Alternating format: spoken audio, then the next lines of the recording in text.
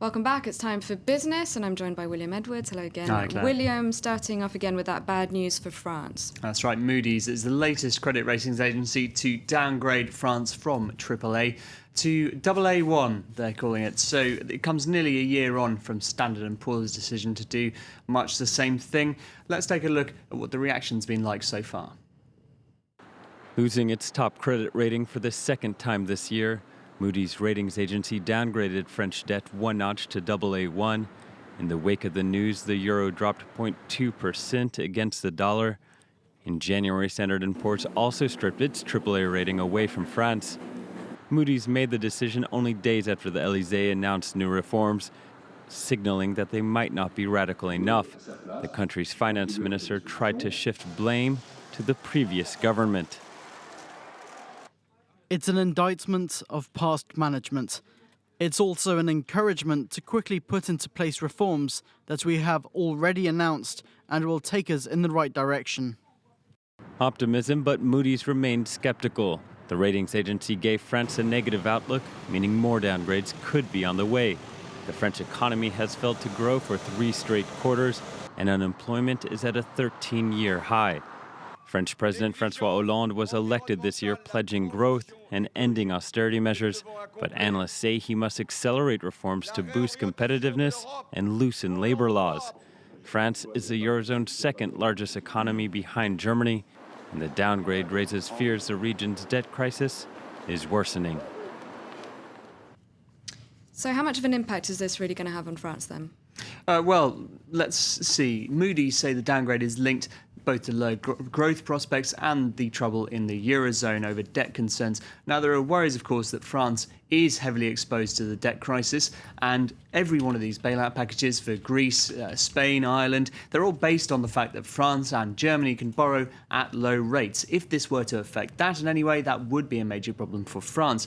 However, if we look at S&P's downgrade of France earlier in the year, that didn't have much of an effect on France's borrowing rates. France can still borrow at around 2%, which is more than Germany, but less than half the rate that enjoyed by Italy and Spain, for example. And the US, meanwhile, they lost their AAA rating last year, and in the meantime, they've been borrowing at record low rates as well. So it probably won't have that much effect in the short term. It doesn't seem to be impacting the markets either. No, let's take a look at how things closed in the US in the previous session. The move was announced before the close of the markets, but that didn't put things off. Optimism over the fiscal cliff, as it's known, might be averted. That package of tax rises and spending cuts could be averted. That helped the markets there. Meanwhile, in Asia, it's a bit of a mixed picture at the moment. Let's take a look at how things are trading over there. Encouraged in some regards by the US optimism in the morning session, but you can see there the Nikkei and the Shanghai Composite are both in the red. All right, now adding to Eurozone worries, of course, the situation still in Greece. We're going to hear a bit more about that today. That's right. Finance ministers are meeting to decide whether or not to give Greece the latest €31 billion slice of aid. Of course, they did meet last week. The country was hoping that that money would be on tap by last Friday, but that wasn't the case. Agreement wasn't reached. The sticking point was whether or not to give Greece another 2 years to hit its debt targets, and like I say, agreement wasn't reached. Now, in the last 24 hours, the Greek government has legislated to make automatic cuts to departments that miss spending targets. Let's find out more about what we can hope to find out on today's meeting from Frédéric Simon, France 24 correspondent in Brussels, who joins us now on the line. Thanks very much for joining us, Frédéric. So are we expecting this to be sorted out for good this time, or is this just going to drag on for even longer? Well, probably not for good indeed. You know, after months of pressure on Athens to reform its economy, the Eurozone ministers are finally expected to unfreeze loans to Athens more for the short term. But the longer-term issues on how to make Greece's debt sustainable in the long run are still not resolved. Finance ministers decided last week, you may remember, to give Athens 2 more years to meet its debt reduction target from 2014 to 2016. But this has left a funding hole of 32 billion euros in the country's finances, and the whole question now, of course, is how to fill that gap. Now, countries like Germany are reluctant, of course, to put some more money into another bailout, and as a result, the ministers today have revised their ambitions downwards and will only look at the short-term debt reduction for Greece, looking at 2013 and 2014, instead of the longer-term horizon of 2020 that the IMF had been pushing for. Now, further discussion will therefore be necessary in the future, and Greece will certainly have to come back on the European agenda in the coming years. Okay, Frédéric Simon in Brussels, thanks very much for joining us. Now, William, meanwhile, things have gone a little bit more smoothly in Portugal. Yes, they say they've done their bit to get their latest $2.5 billion tranche of aid, which has now been approved. It's part of that €78 billion aid package, of course, which was agreed last year. But nevertheless, there are still big worries about the Portuguese economy in its third year of recession, and critics say that the austerity programme is certainly not helping that.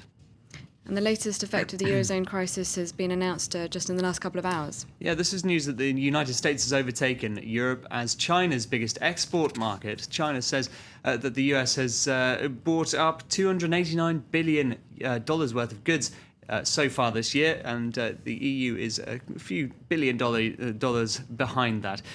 They put it down to the Eurozone debt crisis and say that along with problems in Japan, it'll make it difficult for China to meet its target of raising exports by 10% this year. Next, Scandinavia's flagship airline SAS averted imminent bankruptcy on Monday after unions representing flight crew agreed to restructuring plans. The company now plans to cut around 6,000 jobs, slash salaries, and raise working hours in a bid to get back on its feet. Let's take a look. It was dubbed SAS's final call restructuring plan. Either cut jobs and salaries or face possible bankruptcy. Not surprisingly, they had a tough job convincing the 8 employee unions to sign on. I'm pleased to announce we have 8 agreements in order. This result comes after enormous work. The restructuring plan put forward last week aims to cut costs by over €340 million a year. It proposes to do so by slashing some 6,000 jobs, reducing wages by up to 15%, rehauling the pension scheme, increasing working hours, and outsourcing many services.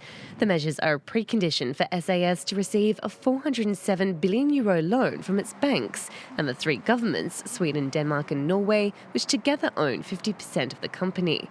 But the financing hinged on reaching agreements with employees, and the Danish cabin crew held out to the last minute. I have given up parts of my working day that I really didn't want to. 72% of our workforce are women, many of whom are single mothers. The future will be very difficult, and I feel very bad about that. The airline has struggled to make a profit for the past decade because of fierce competition from low-cost rivals. Despite the agreement, credit rating agency Standard & Poor's downgraded SAS to CCC+, arguing the ongoing restructuring has damaged customer and supplier confidence. But SAS will be hoping there'll be blue skies ahead. All right, that's it for business. Thanks very much, William.